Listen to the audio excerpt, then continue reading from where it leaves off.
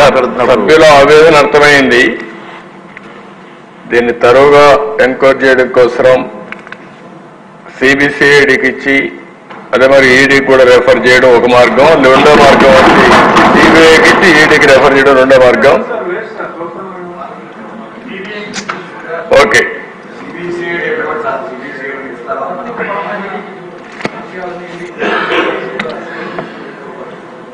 Okay. Then ఇవన్నీ చూసిన తర్వాత నాకు అనిపించడం ఏంటంటే ఈ తరువు ఎంక్వైరీ జరగాల్సిన అవసరం ఉంది. ఎందుకంటే ఎంత జరిగింది ఫ్రాడ్ అనేది కూడా మనం ఇంకొంచెం తరువుగా పోతే తప్ప ఇది సాధ్యం కాదు. ఈఎన్ఏ దగ్గర నుంచి, ఆల్కహాల్ సప్లైస్ అయిన దగ్గర నుంచి, డిస్టిలరీ దగ్గర నుంచి ఎంత వచ్చింది, ఎంత ఆఫ్లో పోయింది, ఇవన్నీ కూడా తరువుగా చేయాల్సిన అవసరం ఉంది.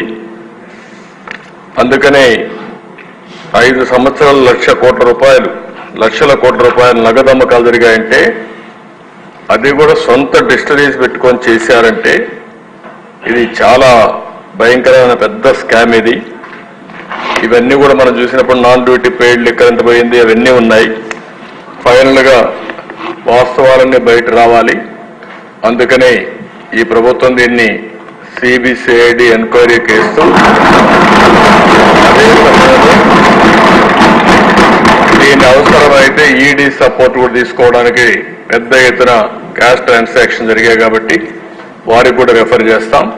అన్ని విధాల చర్యలు తీసుకుని మళ్ళా ప్రజల ప్రాణాలు కాపాడడానికి ఈ రాష్ట్ర ఆదాయాన్ని ఏ విధంగా దుర్వినియోగం చేశారో అవన్నింటిపైన యాక్షన్ తీసుకోవడానికి ప్రభుత్వం సిద్ధంగా ఉంది. ఒకటి ప్రజల ప్రాణాలు, ప్రజల ఆరోగ్యం, అదే సమయంలో పెద్ద ఎత్తున అవినీతి ఇవన్నీ ఉన్నాయి. అన్ని కోణాలు దీంట్లో బయట రావాల్సిన అవసరం ఉంది. తప్పకుండా అవసరమైతే మన మెడికల్ అండ్ హెల్త్ డిపార్ట్మెంట్ కూడా చెప్పి ఆ మధ్యలో 1924 తర్వాత కూడా దీని ఎఫెక్ట్స్ వల్ల ఎంతమంది ఆరోగ్యం నాశనం అయిపోయింది, ఎంతమంది మంగళ సూత్రాలు తెగిపోయినాయి, ఇవన్నీ కూడా ఎలక్షన్లో మనం చెప్పాం. అవన్నీ కూడా ఎస్టాబ్లిష్ చేయాల్సిన అవసరం ఉంది. దీనిపైన సిబిసిఐడి